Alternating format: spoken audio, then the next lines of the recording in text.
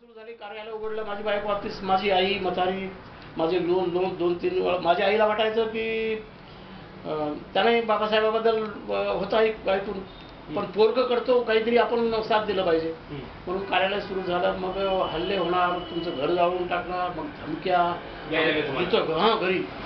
माझी मग आई म्हणायची, बाबा आता कसं काय, आपण गाव सोडून आलो, इथं आपलं बंजारा कोणी नाही, जातीचं कोणी नाही, हे बंजारेही आपल्याला हाकलून देऊन राहिले आणि इथं मग आपण राहणार कसं, आपलं गाव कोणीकडे, तर जास्त भानगडी करू नको बाबा, कशाला आपल्याला गरीब माणसं इथं आलो आपण. मग आईला समजावून सांगायचं, थोडीशी दारू मारू पियची माझी आई, तिला जास्त एक पॅक जास्त देऊन टाकायचं. मी म्हणलं पिय, मग पिली म्हणायची, काठी घ्यायची, मग येऊ दे म्हणजे कोण येते घर जाळायला, म्हणून ती उभी राहायची तिथे.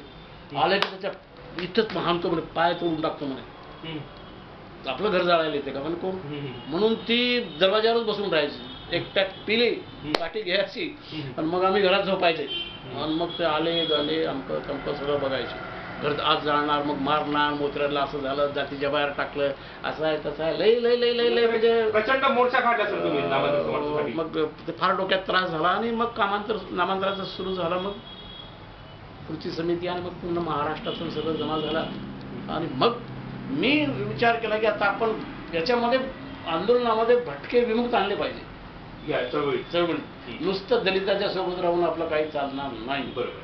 म्हणून मी जवळजवळ एक 8-15 दिवस माझ्यासोबत जे बंजारांचे भटक्यांचे काम करणार होते सगळे मला सोडून गेले नामांतरामुळे. मला जाऊ दे म्हणजे कशाला आपण भानगड करायचं, पण माझ्या अंगामध्ये आल्यामुळे मी सगळीकडे फिरलो आणि जास्तीत जास्त भटके काही आलं पाहिजे, म्हणजे बंजारा तरी 2-4 आणले पाहिजे मुलाच्या आंदोलनात, तर आपली ताकद. नाही तर आपल्याला जातीच्या बाहेर टाकलंय, आपल्याला ढेड्या म्हणायला लागले आणि आपलं इथं कोणी जर नाही आलं तर मग काय मोठे पण आपलं. मी 15-20 दिवस इकडे तिकडे फिरलो, माझ्या कॉन्टॅक्ट होतेच. मग त्याच्यामध्ये कंजार भाट आले, वडार आले, आंबेजोगाईच्या बंजारांच्या बाया आल्या 8-10.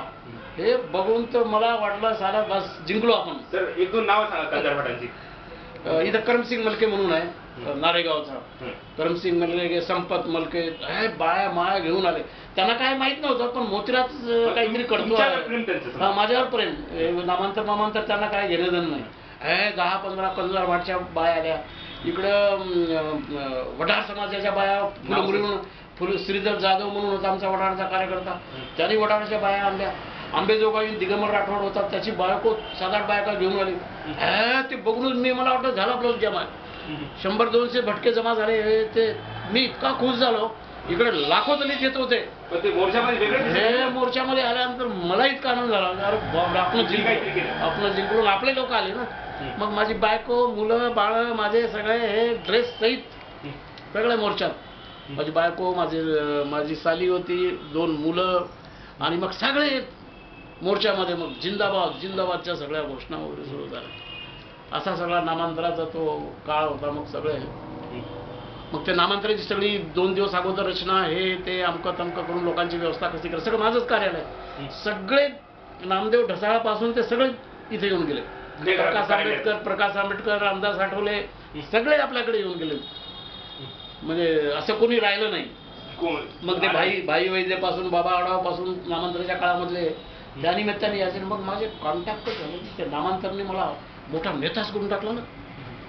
म्हणजे मोठा नेताच झालो मी त्या चळवळीमुळे. मग भाषण बोलणं आणि थोडा त्याग बी केला ना सगळा.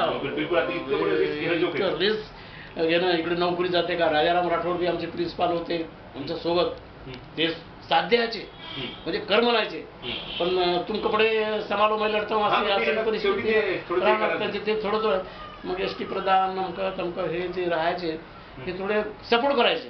राजाराम राठोड म्हणजे तू कर बा, काय करायचं कर नामांतरामध्ये. पण मग या सगळ्या वातावरणामुळून मग नामांतराचं ते आंदोलन झालं. ते दृश्य, ते दिवस तर आपल्याला तर म्हणजे आयुष्यामधला इतका मोठा, माझ्या आयुष्यामध्ये वाचण्यामध्ये एवढ्या मोठ्या स्त्रिया कोणत्याच आंदोलनात झाला नाही. महात्मा गांधीच्या आंदोलनामध्ये स्त्रियांचा सहभाग होता, आपण ऐकतो त्या काळात असेल, पण हजारो पट्टीने आंदोलनामध्ये स्त्रिया इतक्या मोठ्या प्रमाणात आल्या होत्या. नामांतरांच्या स्त्रिया, मुलं बाळ घेऊन सगळे जास्तीत जास्त त्यांनाच त्यांच्यामध्येच राग होता. अन्याय अत्याचार स्त्रियावरच जास्त झालेलो, त्यामुळे स्त्रिया इतक्या मोठ्या प्रमाणात झाल्या होत्या की मोठ्या आंदोलनामध्ये स्त्रियाचा फार मोठा भाग आहे. तर म्हणजे याच्याबद्दल फार कोणी लिहिलं नाही. खरं म्हणजे स्त्रियाच या आंदोलनाच्या सगळ्या अग्रणी आहेत. आणि मग जेलमध्ये आम्ही मुलाबाळासहित 3 दिवस जेलमध्ये राहिलो. माझे सगळे मुलं हरसूद जेलमध्ये. मग त्याच्यात निर्णय असा झाला की मग तू आता तू जामीन करून घे आणि सगळे जेल फिर, म्हणजे कोणत्या जेलमध्ये कोण माणसं आहे तुला सगळं ओळखतं, सगळं आहे. तर मग मी 3 दिवसानंतर बायको मुलं इथंच होते. मग मी बाहेर आल्यानंतर मग मी नाशिक, पुणा, येरवडा, नगर हे सगळं जेलमध्ये कुठं आपले लोक अटक झालेली आहेत त्याची ऑफिस म्हणून सगळी माहिती जमा करून मग कोण आहे कुठं आहे त्याच्यात गेलो. आणि मग अशा पद्धतीचं हे सगळं एक मोठं वादळ त्या बाबासाहेबांच्या नावाने जे निर्माण झालं. आणि त्या वादळामध्ये आम्ही म्हणजे ते त्यांची कविता आहे ना, त्या वादळाचे आम्ही साक्षीदार आहोत एवढ्या मोठ्या त्या वादळाचे. आणि त्या वादळातून मग आंदोलन मग दुसऱ्या तिसऱ्या दिवशी हळूहळू सगळं ते मग हे झालं. आणि मग शेवटी मग ते शेवटचा जो प्रसंग आहे 15-16 वर्षानंतर मग हळूहळू हे झालं. पण मग माझी चळवळ भटक्यांची मी स्वतंत्र चळवळ सुरू केली. मग भटक्यांची चळवळ सुरू झाली. बाबासाहेब शाहू फुले आंबेडकर मार्क्स हे सगळं घेऊन मग आपली चळवळी भटक्यांच्या सगळ्या सुरू झाल्या. आणि नामांतराच्या काळात शरद पवारचा माझा संबंध आहे. शरद पवारचे म्हणजे चांगले संबंध आहे. त्यांनी एक CID पाठवला होता बंजाराचा की याला याच्यातून काढा. तो बंजाराचा आला CID. ते म्हणजे कशाला तू ढेड्याचं काम करतो, आपण बंजारी माणसं राजपुताची औलाद आहो आपण, तू पण काय हे करून राहिला म्हणे, सगळा बंजारा समाज बदनाम होऊन जाईल त्याच्यामुळे तुला मारून टाकतील म्हणे, बंजाराचं असं आहे तसं आहे आणि तू याच्यातून बाजूला होऊन जा म्हणे. त्याला समजावून सांगितलं. मग तर मी काय केलं बाबासाहेब आपल्यासाठी सांग मला सांग. त्याला ते माझ्या पद्धतीने सगळं समजावून सांगितलं. पण ते ऐकत नव्हतं. ऐकल्यानंतर त्यांनी मला बघितलं की सारं हे काही बदलणार, हे काय परफेक्ट दिसून राहिलं आहे, असं आहे तसं आहे. मी बा आपलं कल्याण बाबासाहेबाशिवाय होत नाही, काढल्याचे कल्याण होत नाही, कोणाचंच कल्याण होत नाही, म्हणून मी करतो. लोकांना कळेल तेव्हा कळेल. आज मला सेवा देत होती, पण एक दिवस ते म्हणतील की याच लाईननं आपलं कल्याण होणार आहे. असं ते ऐकल्यानंतर सारा त्याला फील झाला बंजाराला. मग त्यांनी मला ओळख सांगितली की मी बंजारा आहे. नंतर सांगितलं सगळं. म्हणजे रागात झाल्यानंतर, शांत झाल्यानंतर तो म्हणला, तो खुश झाला माझ्यावर की सारा काही का असेल पण मग तुम्हाला प्रबोधित करण्यासाठी आला, तो स्वतः प्रबोधित झाला. प्रबोधित करून गेला. आणि मग पवारसाहेबांना त्यांनी सांगितलं कसं असं आहे.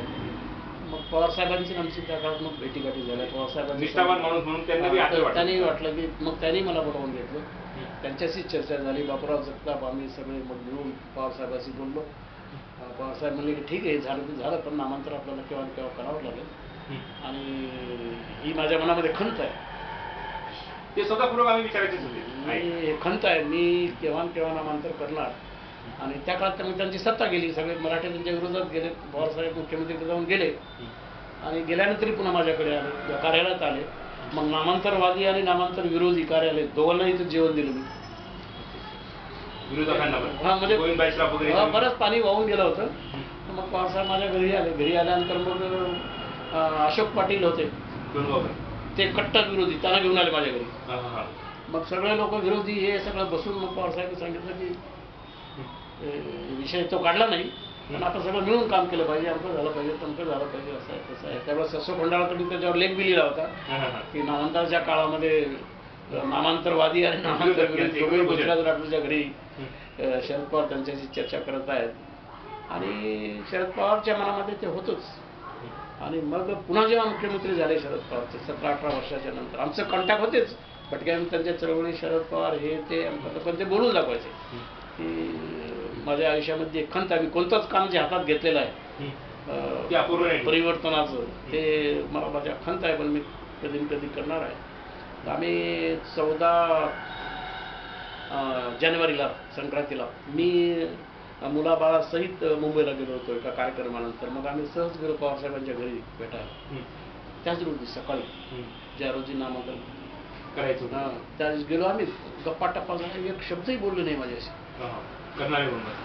एक शब्दही बोललो नाही. म्हणजे काय कसे आले मला असं असं बघायला, असं बघितलं काय काय बघितलं, मुलाबाळांना काय दाखवलं, असं चर्चा केली. आणि म्हणे महीचा गडबडीत आहे म्हणे आज. म्हणलं असं कसं म्हणत नाही पवार साहेब, असं कसं काय म्हणाले गडबडीत आहे काय. म्हणजे असतील बघ काय सांगावं राजकारणाचं. म्हणून मी काय केलं, सरळ मग आम्ही नवरा बायको आम्ही पुण्याला आलो. पण त्याच्या 8 दिवसाच्या पूर्वी त्यांनी म्हटलं होतं पवार साहेबांनी की मुद्राज म्हणे आता विरोध करणारे कुठं कोणत्या कोणत्या तालुक्यात आहेत, कुठं आहेत, आपल्याला जे विरोध केले म्हणे नामांतराला ते कुठं आहेत म्हणे. मग अंबडमध्ये कुठं आहे, जालन्याला कुठं आहे, नांदेडला कुठं कोणत्या कोणत्या गावामध्ये आहेत आणि कोण आहेत म्हणे ते नाव. मी असे 5-10 मला वाटलं काही असेल आपलं नेहमीचं आठवणे 5-25 नावं मी सांगितले. हे साहेब खतरनाक आहेत म्हणून, यांनी झोपड्या झाल्या म्हणून झाला.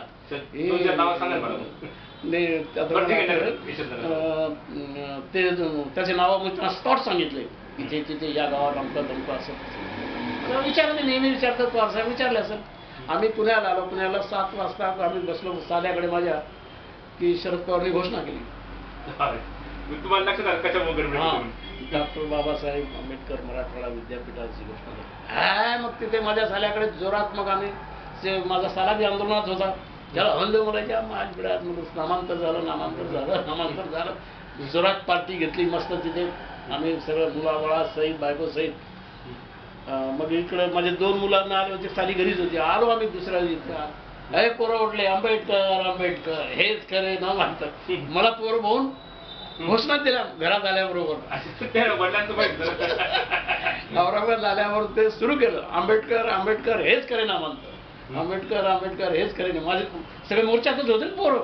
आणि घोषणा देऊन पोरं ते परफेक्ट झाले. तर असं आहे सगळं नामांतराचा सगळा इतिहास. धन्यवाद सर. आणि मी त्याच्यावर